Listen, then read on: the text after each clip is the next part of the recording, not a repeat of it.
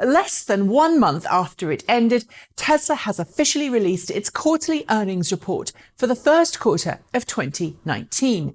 Following the release of those quarterly earnings, it held its usual earnings call at which analysts got to ask questions of Elon Musk and 5 other members of Tesla's executive team.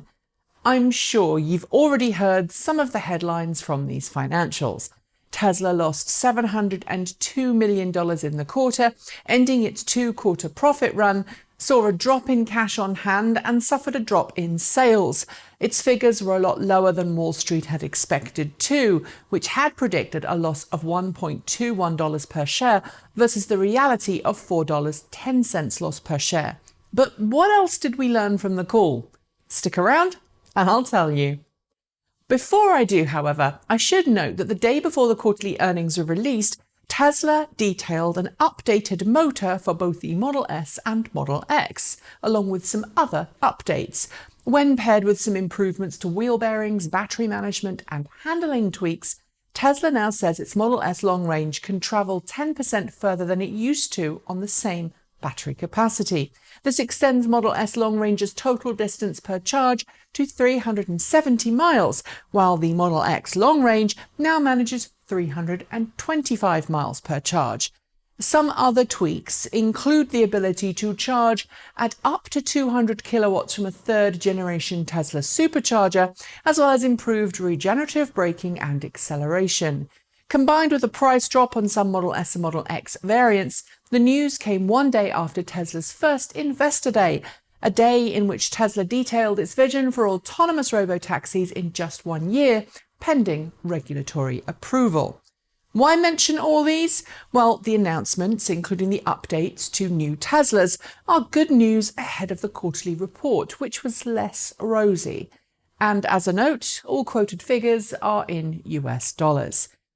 Unlike the last 2 quarters where Tesla turned a modest profit, Tesla's first quarter was a different matter, with a 41% drop in automotive revenue from $6.3 billion to $3.7 billion.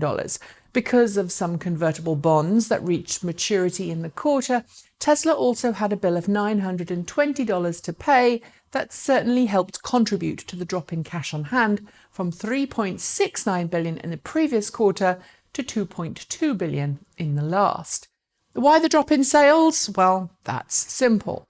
At the start of 2019, US federal tax incentives for Teslas dropped from $7,500 to $3,750 as Tesla had reached the 200,000th vehicle per manufacturer trigger set out in federal tax law. In order to ensure as many of its customers got the full federal tax incentives as possible, Tesla made a massive push at the end of last year to deliver and sell as many cars as it could. This inflated Tesla's sales figures for Q4 and naturally resulted in a drop in the first quarter of this year.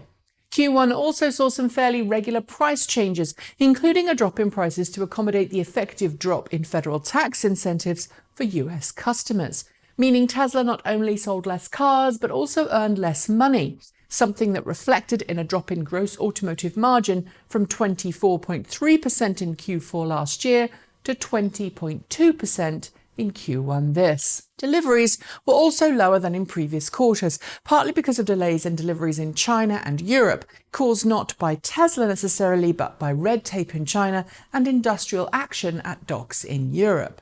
This is causing something of a perfect storm, which combined with a drop in Tesla energy and battery storage products means the company's free cash flow has swung from more than $900 million in Q4 last year to negative $920 million in Q1 this.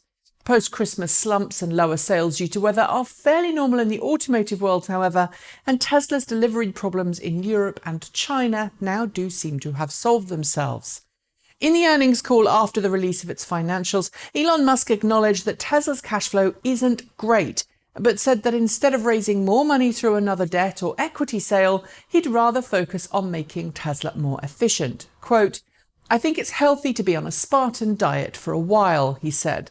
Alongside the financials, Musk confirmed during the earnings call that while Tesla has received very few Model 3 standard range orders, it will continue to offer it as an off-menu item.